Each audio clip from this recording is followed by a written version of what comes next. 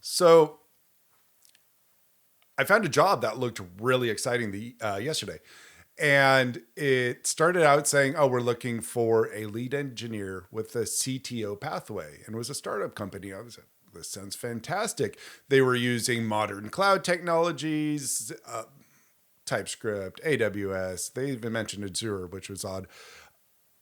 So maybe they're in flux as to what platform they're going to choose. But, everything sounded good. And then there's one thing in there that I'm like, what's this requirement? And it was Ruby on Rails. So, wow. Okay, so technology that won't die. That's what this series is going to be about. Wow, Ruby on Rails. So, what is Ruby on Rails? Let's just start with what it is first. So Ruby was born in Japan in 1995. It was really obscure. It really went nowhere. And it just kind of lay dormant for about a decade. Then in 2004-ish or early 2000, David Heinemeier Hansen, DHH, as he likes to be referred to, was hired to build Basecamp. So he picked up Ruby because, I don't know, it looked like pseudocode and he kind of liked that. And he basically ended up building Rails on top of that. And then eventually in 2004, they extracted Rails from that project, open sourced it, and finally, or suddenly, not finally, because people weren't waiting for this, but suddenly Ruby now had an audience. And he was really good at promoting it. So he went out and got a lot of people. Rails didn't abstract people away from this odd language or unused language. It created its entire user base.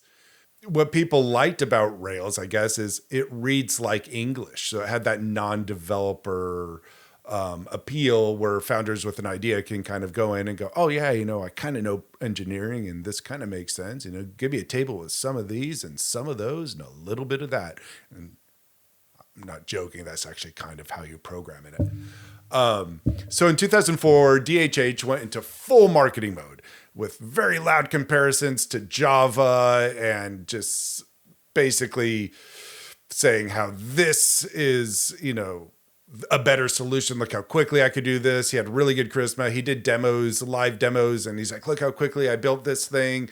You could do this too. And it sold the dream that non-developers could own this and go ahead and build great products until complexity kicks in. So this series here, and we're going to find this thread throughout this series, it's almost always about the salesman. It's almost never about the product. It's the person who has sold this thing that made it a product. So let's look at the actual data and why Ruby, in my opinion, is called basically a stinkerfish. So in the TOB index, like TOB charts all the popular languages. And in 2006, it was actually the language of the year. Ruby on Rails was the language of the year. And so peak hype.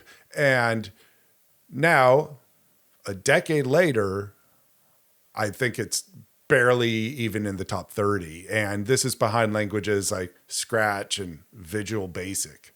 So in TOB's, the CEO's own words, he's like, there's no need for Ruby anymore.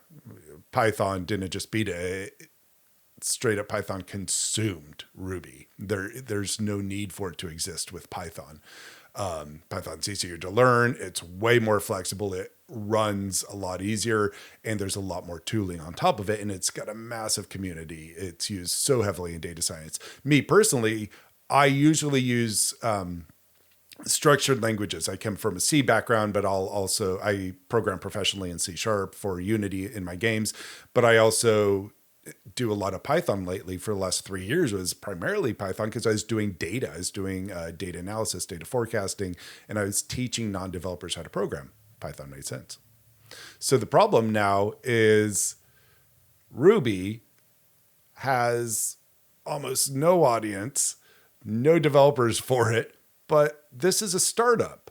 So that's weird when less than 0.5 of the people anywhere are using Ruby. Why is this a startup starting with it?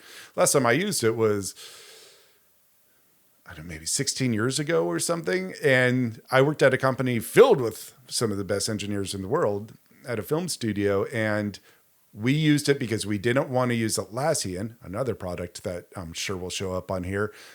So we used an open source product called Redmine. Really nice issue tracking system. Did exactly what we wanted, exactly what we needed, until we needed to get in there and start modifying and build some complex rules. Oh, that was complex. That was not complex. That was painful. Once you get under the hood of Rails, it's really tricky. So why won't it die? Why is this product making this list of zombie products? Well, 2 words: DHH, Shopify. Shopify, biggest Rails app on the planet. They are a huge chunk of the global e-commerce site. So as long as Shopify is sitting on Rails, that's really the only thing DHH needs to sell. He's like, there it is, blah, blah. But that is its zombie life support. And I assume probably any Rails developer probably works at Shopify because there's so few of them. Rails 8 now is saying it's a one-person framework. One person can go in. You don't need all these, servers and all these other dependencies. You could just build and go. I'll argue that generative coding and vibe coding would run laps around anything you could do in Rails today. And it would use technologies that are more common and more widely used. I'm not saying vibe coding is the answer, but I'm saying if you're a non-coder looking for a tool, I would recommend leaning into generative AI to get your prototypes up over Ruby on Rails. You'll learn a lot less and you could just talk in natural language. Sure, you may end up with a mess, but that's some developer's job to sort out later. And luckily, they'll probably know the language it was built on. So problem is you now have a talent pool which is near absolute zero. And I live in New Zealand, which is a small market already. So that's going to make it really tricky. So what about this role? So if I walked into that role with a path to become a CTO, the first thing I'm doing is getting rid of Rails. That would be my pitch. And that if I get an interview, probably won't. But if I did, I would say, let's get rid of it. Like, why do you have it? Are you open to getting rid of it? And hopefully the answer is yes. And then it's like, great, let's get rid of it. If the answer is no, then it's going to be like, okay, do you understand that we are going to have a lack of resources and it's going to be really hard to grow and scale this team? Rails isn't something an established developer wants to take steps backwards and learn. We don't really like WYSIWYG stuff. We actually like coding. People forget that, but developers like to code. And so it's not, and I wouldn't want to extract it because, Rails can't work. We know it can. Shopify says it. That's their marketing pitch. But that's not the point. The point is I have no one to support it. I don't want to be the only guy developing it. The language is on life support. Very few people are going it.